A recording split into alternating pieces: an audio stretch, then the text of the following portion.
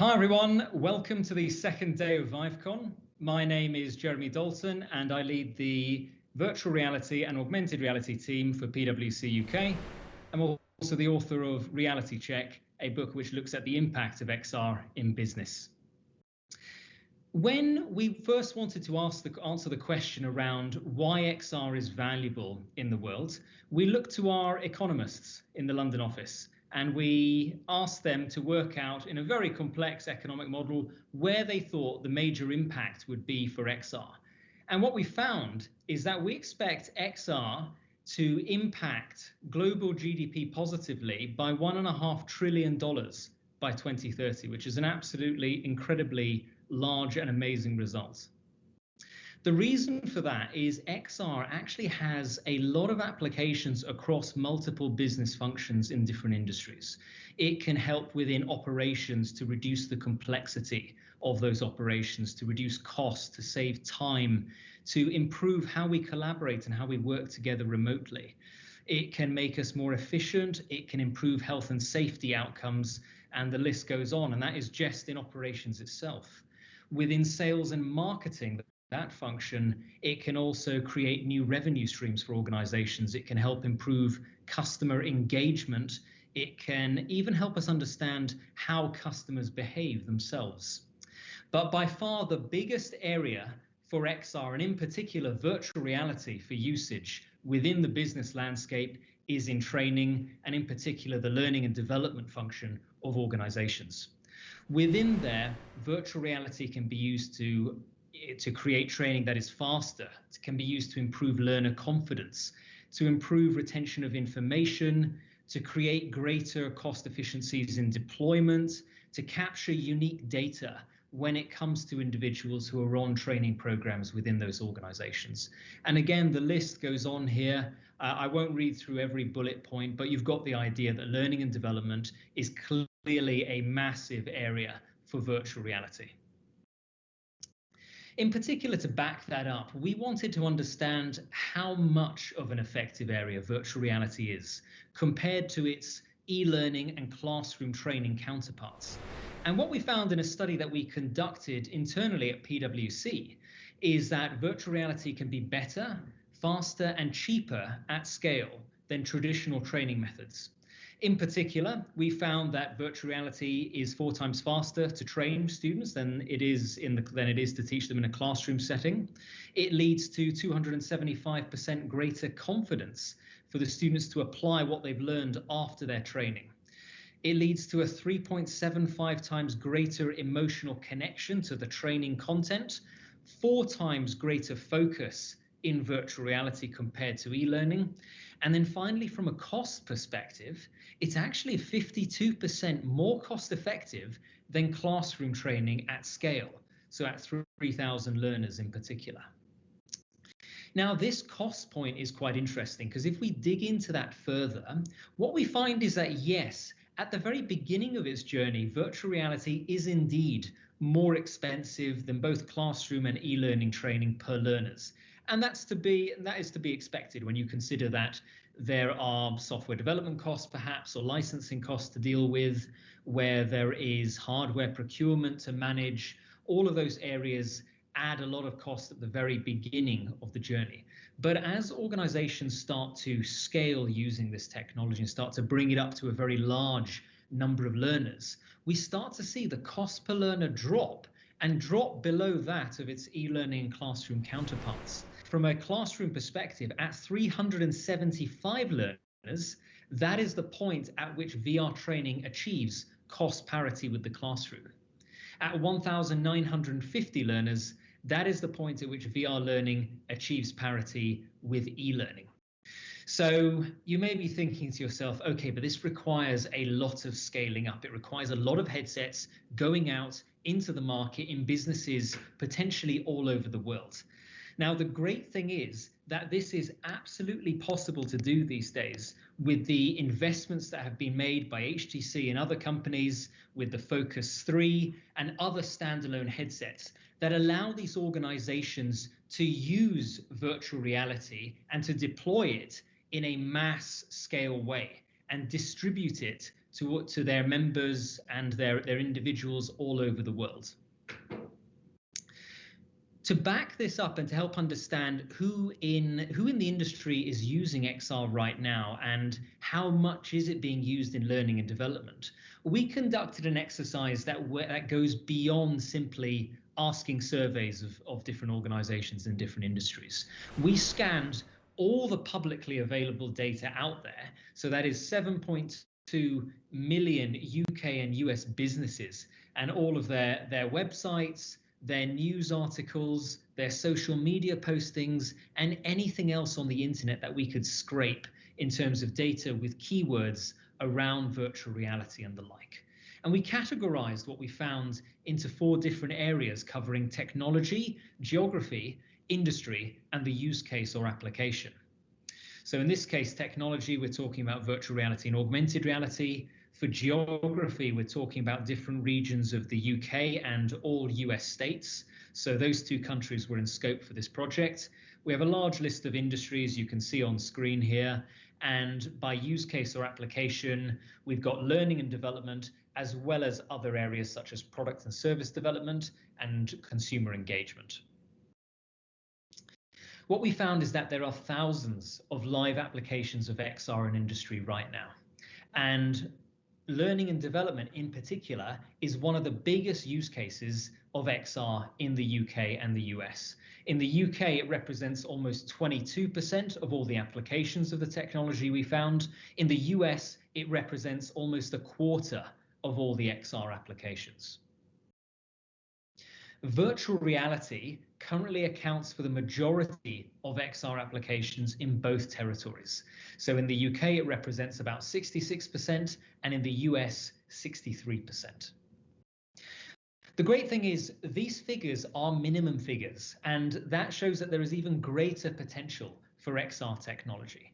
And the reason these are minimum figures is because we only looked at publicly available information.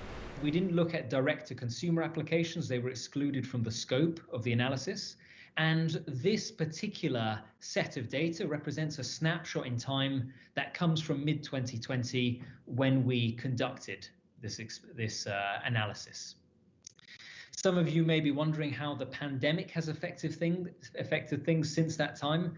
And the pandemic has affected XR both negatively and positively.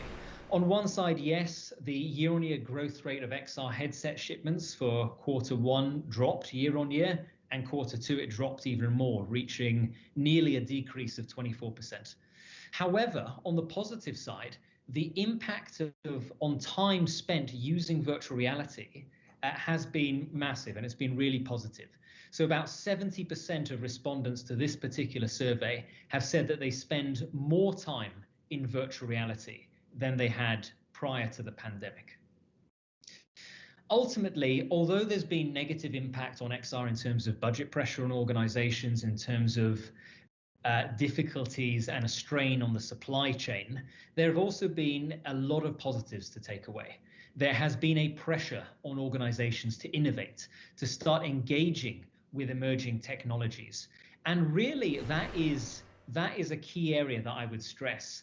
Prior to the pandemic, yes, many organizations were interested in this technology, but now more than ever, they've been under pressure, and they've seen that they need to start engaging with technology like this, and XR, and in particular virtual reality, represents a fantastic solution for learning and development that we're seeing more and more organizations and business leaders engage with.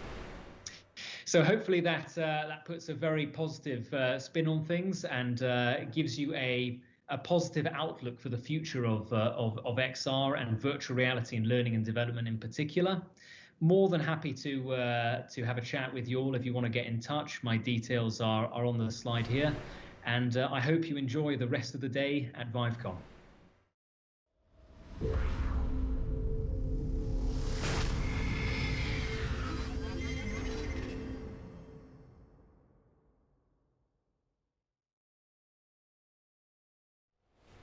Hi, everyone. My name is Kathy Hackle. I will be your moderator for today for this amazing panel.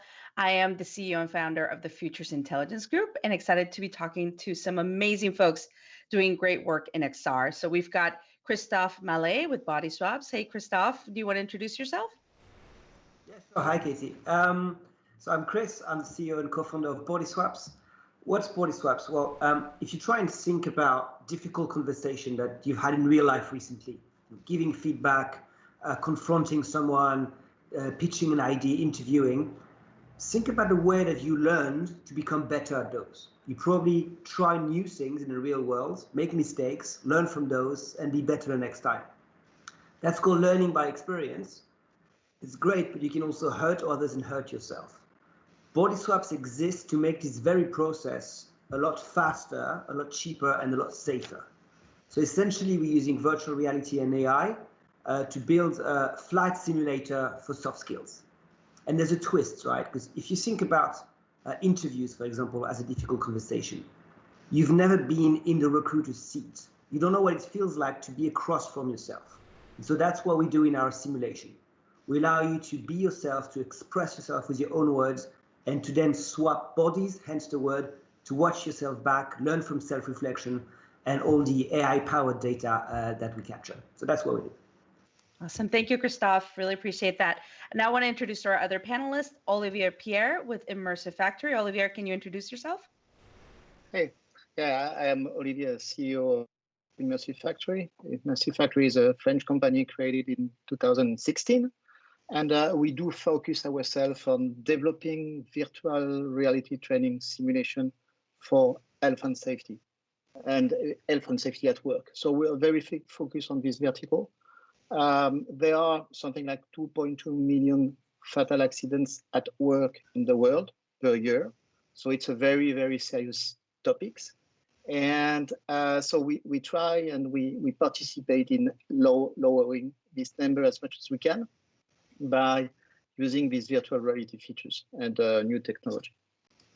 Thank you. Thanks for that. I also want to introduce Justin Parry with Immerse. Justin, can you briefly talk a little bit about what you do at Immerse? Yeah, sure.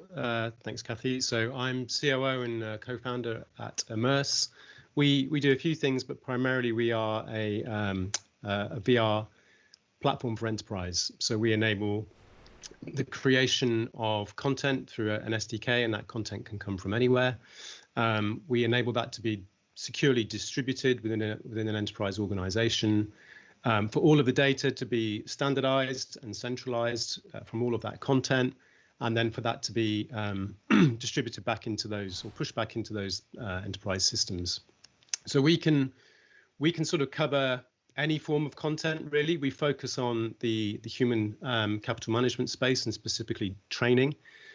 We also do content ourselves. So we do create a lot of applications for big companies like Shell, BP, Mars, and so on. So we do a bit of both, but primarily it's about that enterprise platform. Great. Thank you, Justin. And also Rick Mick with Axon. Hey, Rick, can you introduce yourself? Sure. Hi, my name is Rick. I founded a company in a garage 27 years ago, originally called Taser. Our mission is to make the bullet obsolete. You've probably seen these yellow Taser weapons carried by police around the world. We also are the world leader in body cameras to try to make sure that we have accountability for how police are using their weapons. And what we're doing in VR, our mission is to make bullets obsolete by making non-lethal weapons that are getting better and better. Of course, the ability to train effectively is super critical. In fact, we all saw the horrific events of the past few weeks where an officer made a terrible mistake and drew her gun instead of her taser. That is exactly the kind of incident where high repetition VR training, we need to build police officer skills to the level where they're a reflex, not requiring complex cognitive skills, because under pressure, that all goes out the window.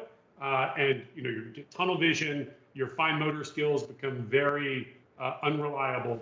And so basically, training needs to get to the point where we're building reflexes that just happen naturally. And we see VR as the space where we can put police officers into countless high stress environments safely and build those skills through high repetition. Thank you, Rick, and very timely, of course. So I want to kind of start the panel with a question, and anyone that feels strongly about it can jump in and kind of answer it. But, why should organizations use VR in the first place? there's a million reasons why organizations should use VR, but not everyone should use VR. And I don't think the conversation should actually be about VR, but rather the needs that VR helps fulfill.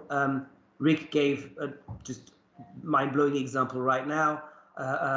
Olivier as well. You have 2 million people dying every year from workplace incidents, and now you have a technology that allows you to train safely, cheaply, in a repeated fashion and consistently. Okay, you actually solving a problem.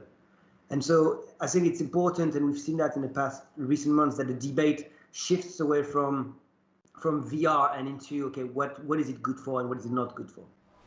Yeah, I'd like to jump in. You know, again, my area is critical incident training for police.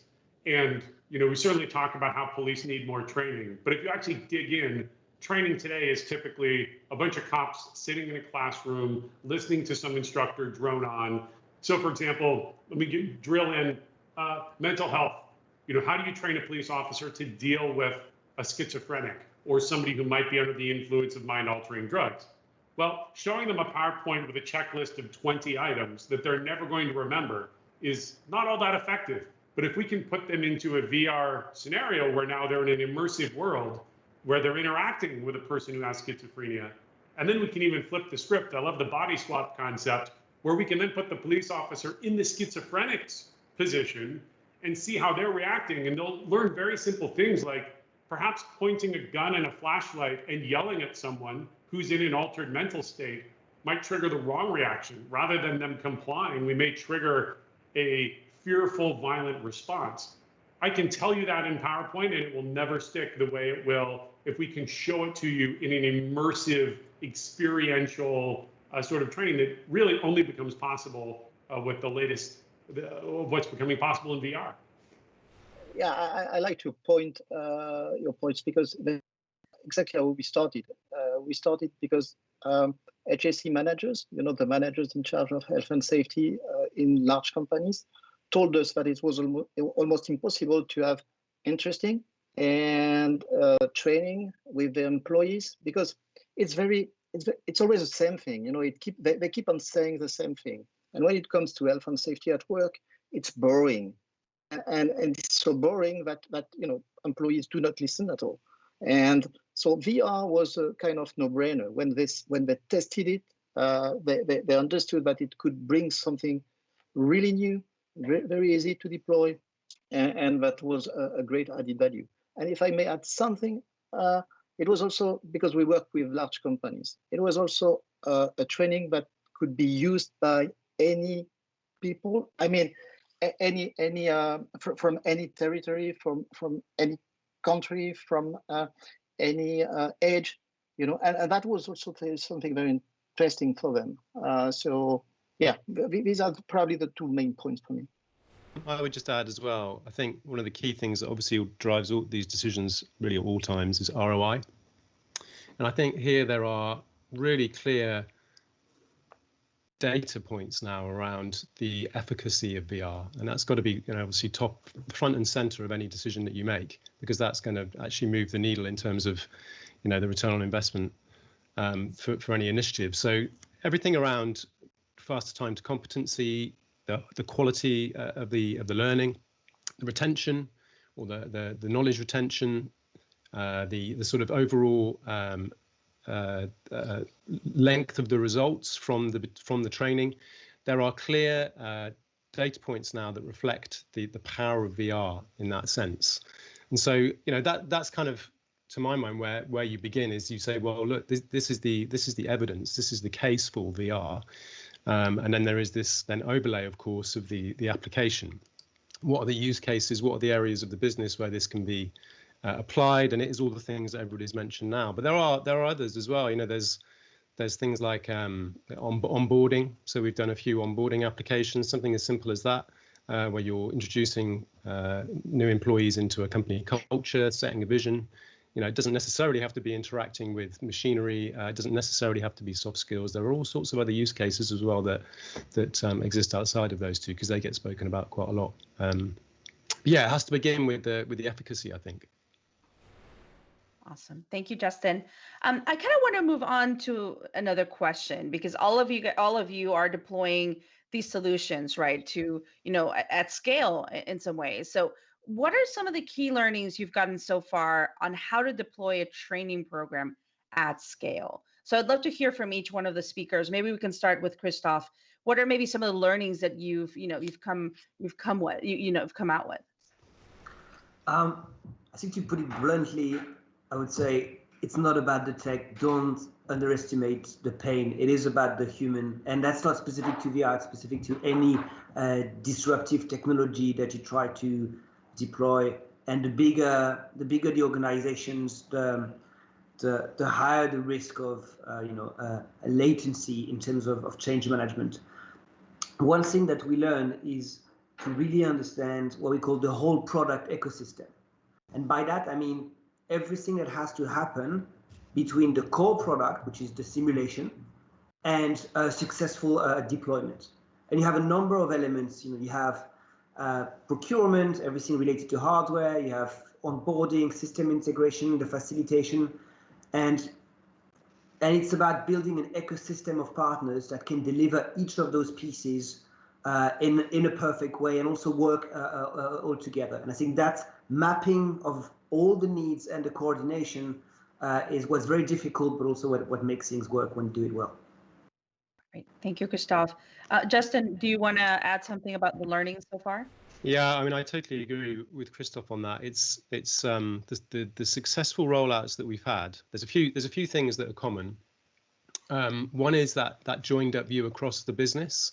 So that won't always be a given, but somebody who is tasked within the customer organization with actually making this thing happen end to end is critical. So that project management and program management function, if that's not there, life gets pretty hard, because you are trying to organize various parts of an organization to line up as a single sort of external supplier, and that in some instances proves to sort of grind a project to a halt. So I'd say that's absolutely key. And then that person should be, if you've got that person in place, they should be able to put you in touch with all the right stakeholders and the subject matter experts across the business. And that might be for the content itself, or it might be for global IT functions, because you've got to get their buy-in, whoever the owner of the hardware is, whoever the owner of the mobile device management piece is, and what software you plan to use there, for instance. All those things have got to be lined up. And then you have to think about what's the end goal for the deployment as well, because one of the things that we've run into is we've created applications, and then it's been sort of further down the line, it's been decided that actually this has to be rolled out globally in lots of different languages to lots of different regions. So then you get the question of, well, okay, so the application has to be built so that it can be easily localized. And also we need to think about hardware deployment, because actually you may not be able to get the headset that you want in a particular territory or region. So, you build multiple versions for different headsets and all this stuff. If you think about this up front, it really helps and you can go quicker. But if you are reactive and you're dealing with this stuff at the back end, it can be a total nightmare. So, yeah, I mean, I think broadly speaking, I would just echo what Christoph said, but those are just a few sort of more detailed examples of the kinds of problems and, I guess, successes that we've seen. Mm-hmm. Awesome. I'd like to go to Olivier about some of the learnings, and then to Rick. So Olivier, what are some of the learnings from deploying training programs at scale that you've got? A lot of points have already been covered, but I would say at the beginning, when you start a new project with a company who wants to deploy widely, it has to be deeply thought before. I mean, the perimeter of the application is key, because in VR you can do almost what you want. I mean, there are so many things you can do, and it's you start. I mean, you start developing the exercise, and after a while, you meet another guy who says, yeah, but we can do that as well, and we'd like to get that as well, and so on. So it may become very complicated. So that's probably point one. Point two would be IT. IT could be a nightmare if you want to deploy within the company as well, because it requires a lot of security measures and so on. And the last but not least is train the trainers. VR needs training, assistants need trainers. And if you do not train the trainers well, it's going to be difficult to deploy. Yeah, that's a great point. And Rick, how about you? What are some of the learning? At risk of sounding too much like a fanboy, I would say the Focus 3 is actually solving some of the biggest impediments to doing this at scale. So we've been deploying VR for police training for a couple of years now, and we've really limited our offering to things that are scalable and are going to work well, right? You don't want a buggy customer experience. So largely what we've been doing so far is just 360 video with some simple branching. So we can put police through experiential learning, but it's not actually all that interactive. What we've really been wanting to do is to create a highly immersive, interactive world where you can actually be deploying things like your taser or your firearm and have that world reacting to you. So things like great third-party sensor hardware support that we're seeing with the Focus 3, so we can actually put the right sensors right into our devices without big clunky add-ons, so that you can interact with equipment in that virtual world. Things like hot swappable batteries are huge, just because if you're putting lots of people through and you have to take the headset out of service to plug it in and wait for it to charge, that becomes just a logistics pain. And then just the overall inside-out or all-in-one system we think is important. We conduct hundreds of trainings every year, and then our customers go forth and they do thousands of trainings. And candidly, we just elected not to try to do it with a system where we have to set up room cameras and all of that stuff. Just the support overhead was too much. So we waited to launch our simulator for the Focus 3, specifically because it solved all those problems where we have one piece of hardware fits in a nice container and we can go anywhere in the world, pop it on a customer, pull out our sensor-enabled equipment, and we're ready to train. That's awesome, Rick. And that actually leads me to my next question, which is about hardware developments. You already covered some of these, but what are some of the hardware developments that have beneficial? And, what are still some of the barriers that, remain to be solved? So anyone, if anyone wants to jump on this one. So, well, we're not fully done. I mean, this is brand new stuff. We're still with with development units and getting ready to launch at scale.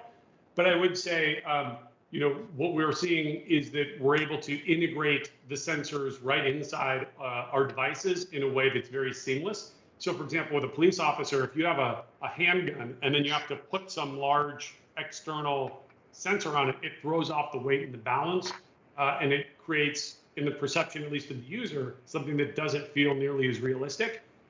With the sensor packages and payloads we're able to integrate with the Focus 3, we're able to do this in a way where there is nothing that's physically obtrusive to the end user. I'd have to defer to our hardware team exactly what components we're using, but I know we've been able to do it where there's nothing that throws off the weight or the feel or the size and shape of the device, which for us has been pretty important. Yeah, from our perspective, I would say that the untethered headsets that we've seen, obviously, in the last year or so, have made a profound impact on the uptake of VR in general. And I think we've seen an increase in the level of interest and the momentum as a result from big enterprise customers that we already have, but also in the market in general. So I think a lot of improvements have been made there. There's always room for improvement in terms of the user experience in the headset itself. But one of the things that we struggle with, if we're being honest, is the mobile device management piece. So I say that because in some of our conversations with enterprise customers, they kind of want what I've heard termed one throat to choke. And so it gets quite difficult when you then have all these other, if you're rolling out a particular project that may use multiple headsets, if you then have to use various types of MDM to deliver that solution, it gets really, really complicated. And also from a kind of procurement perspective, they get very nervous because they can see their content and their data going off in all sorts of different directions. So I think what I would like to see, and I think what enterprise customers would like to see as well, is a solution there that enables these big organizations to use their existing services and use them to deploy to whatever headset they want, just to make everybody's life easier. or for there to be just simple ways for organizations like us to be able to deliver content into headsets and then tailor the user experience based on that user's profile, if you like. So you put a headset on, I only see the content that's relevant to me based on my profile within my organization. So those sorts of things will make a really, really big difference, I think, to enterprise customers, because it's really about delivering the right experience to the right user to the right level of quality. I'd add something about the marketplace. So that's maybe coming from a vendor perspective, but the idea that up until now the market was led by innovators.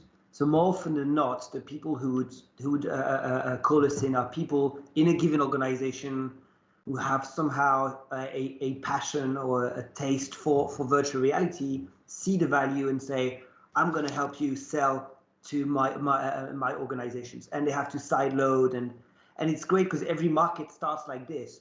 But if you're going to move to making a huge impact in a mainstream way, you need to make it easier for people in a B2B way to discover your content, to try it out, and to pay for it as well.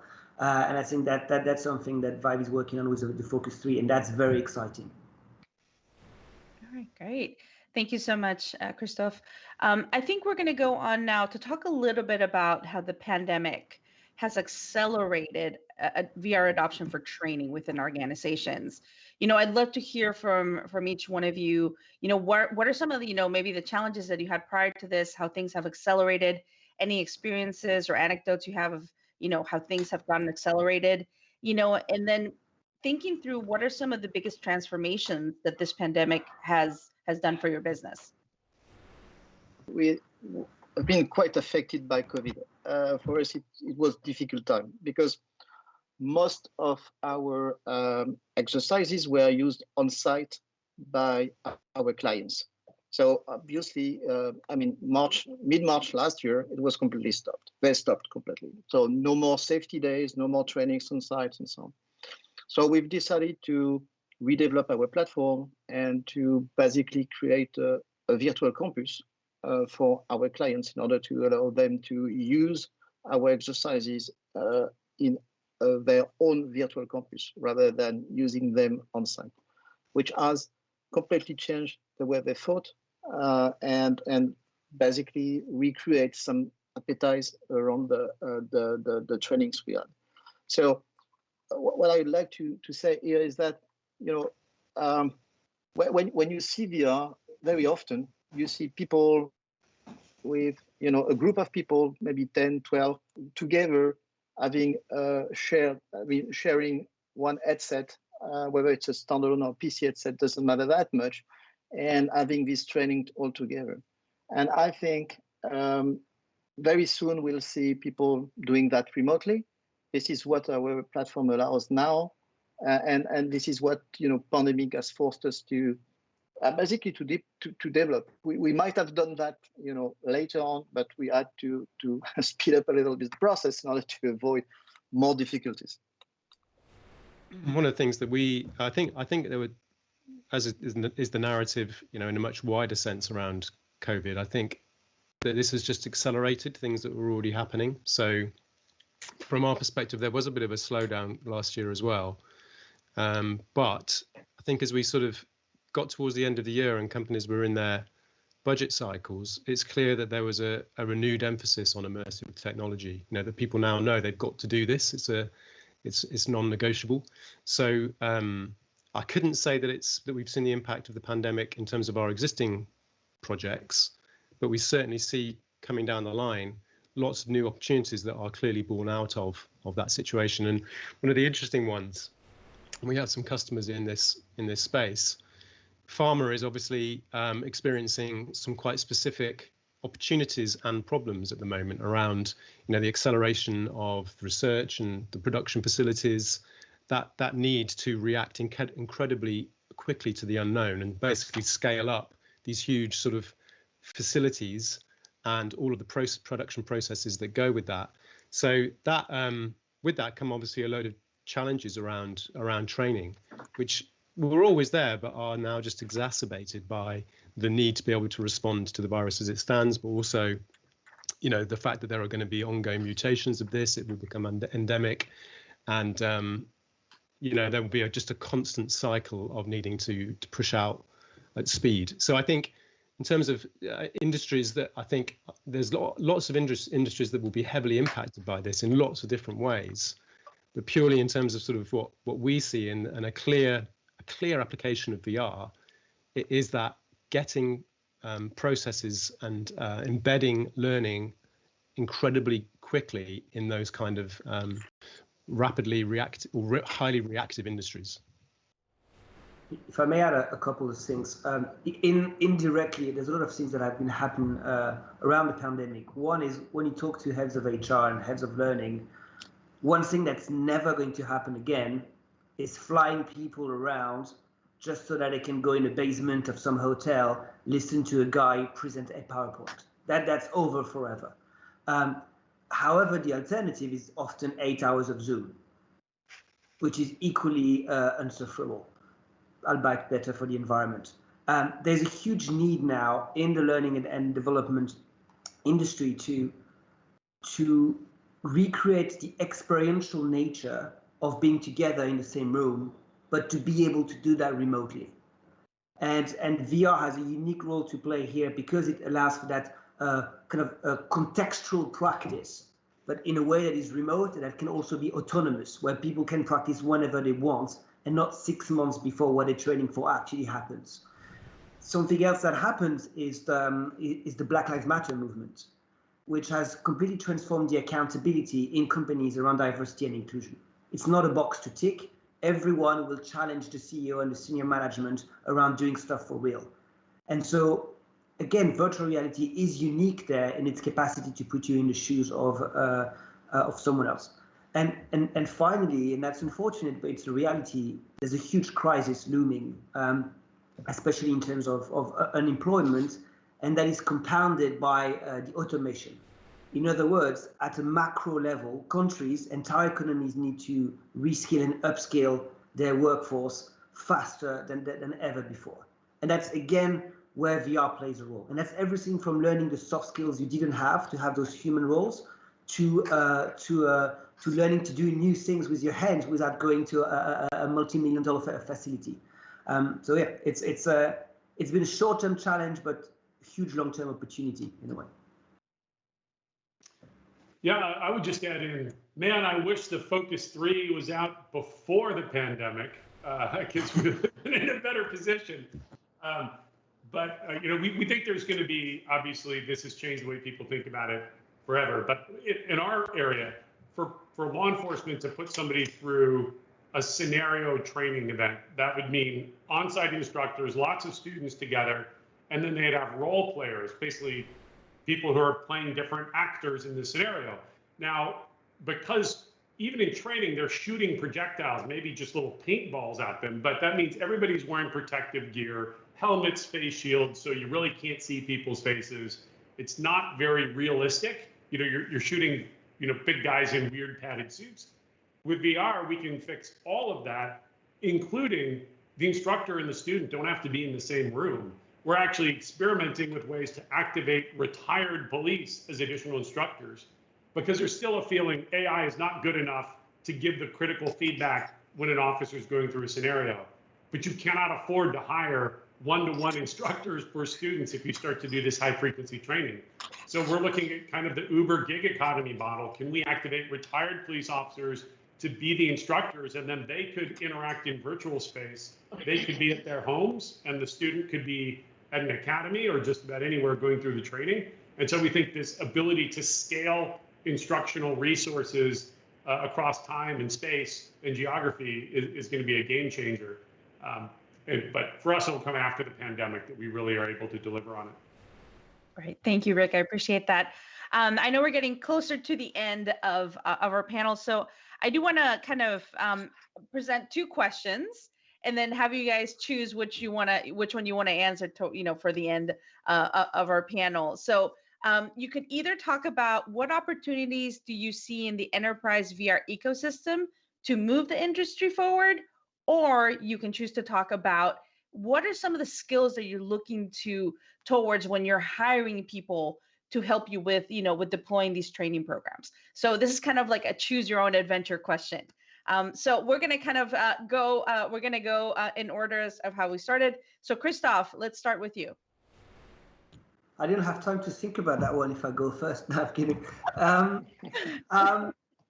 think I will loop back to what I said at the beginning around the whole product ecosystem and the fact that there are a lot of absolutely amazing VR software creators around there, and there's a lot of use cases that are very useful, but the missing link is what Rick just described, is the human element to make that thing happen from an onboarding and facilitation of the actual training. And I think there's a lot of opportunities here for companies to do just that, to be that in between who are able to take a software and bring it to scale and make those deployments successful. Awesome. Olivier?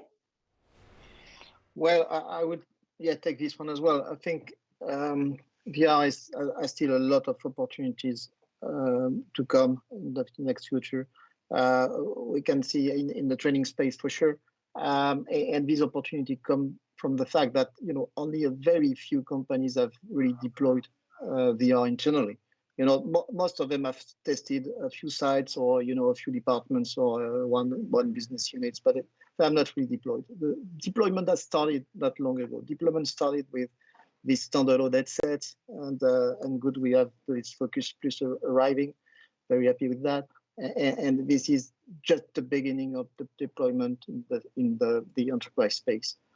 So a lot of opportunities in front of us. Thank you. Justin? Yeah, well, I would echo some of what both of the guys have said already. I think for us as a company, we look at the sort of ecosystem of companies out there. All these content creation companies that have specific areas of specialism or a particular regional focus or whatever it might be. And we can see there's a huge opportunity there, but with that comes a bit of a sort of a fracturing, if you like, where you have potentially lots and lots of vendors going into a single organization. So from our perspective, we can see that then we can see a need for a consolidation, if you like, or at least a streamlining of that, so that you can give big organizations access to all of that expertise, and potentially things like off-the-shelf content, and whether that's entirely 100% ready to go, or maybe there's some level of custom, whatever it might be. Bringing all that together in a way that makes it easy for organizations to be able to exploit that, leverage it. So that's the opportunity that we see, and that's the opportunity that we're pursuing as well with our platform proposition, and we're building a network of partner companies to help us do that. And in fact, it's great to be able to say that Body Swaps are one of the companies that we're now partnering with, which we haven't mentioned before. But again, Christoph and the team there have got, they've got a fantastic proposition. This emphasis on sort of empathy and self-reflection, as Christoph has already outlined, is incredibly powerful. And so if we can sort of help get that kind of experience into our existing customers, but also future customers with the enterprise architecture that we have, then we can see that's really fulfilling or solving a problem. Thank you, Justin. And Rick, I think you get the last word. So I'm going to take the question on what we look for in employees to help with these sorts of programs.